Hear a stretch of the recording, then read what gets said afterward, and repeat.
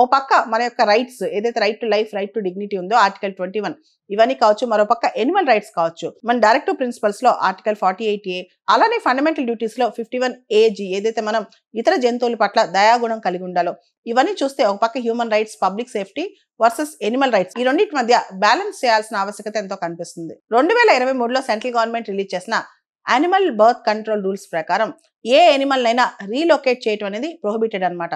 దాంతో పాటు లోకల్ గా ఉన్న ఎనిమల్స్ కావచ్చు, స్ట్రే డాగ్స్ కావచ్చు, వాటిని స్టెరిలైజ్ చేయటం, ఇమ్యునైజ్ చేయటం, ఇవన్నీ కూడా లోకల్ బాడీస్ రెస్పాన్సిబిలిటీ అనమాట. మహాత్మా గాంధీ గారు చెప్పిన ప్రకారం the greatness of a nation and it's moral progress can be judged by the way it treats it's animals. అంటే ఒక దేశం తన యొక్క పౌరులనే కాదు, తన దగ్గరున్న జంతు జాతులను ఎలా కాపాడుతుంది, దాని మీదే ఆ దేశం యొక్క ప్రగతిని మనం గమనించవచ్చని గాంధీ గారు చెప్పారనమాట. ఇక్కడ మనం ఎక్కువగా హ్యూమన్ సెంట్రిక్ అప్రోచే ఫాలో అవుతుంటాం. అంటే మనుషుల్నే కాపాడాలి, మనుషుల్నే చూసుకోవాలని.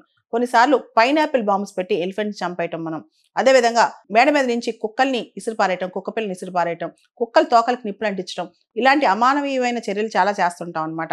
Actually prevention of cruelty towards animals అనేది మన కనీస బాధ్యత. ఓ పక్క ఎనిమల్ రైట్స్ ని, మరో పక్క హ్యూమన్ రైట్స్ ని, రెండింటిని బ్యాలెన్స్ చేయాల్సిన బాధ్యత కూడా మనదే. To have compassion over living creatures, ఇతర జీవుల పట్ల భూతదాయ కలిగి ఉండటం అనేది మన ప్రాథమిక విధి అనమాట, ఫండమెంటల్ డ్యూటీ.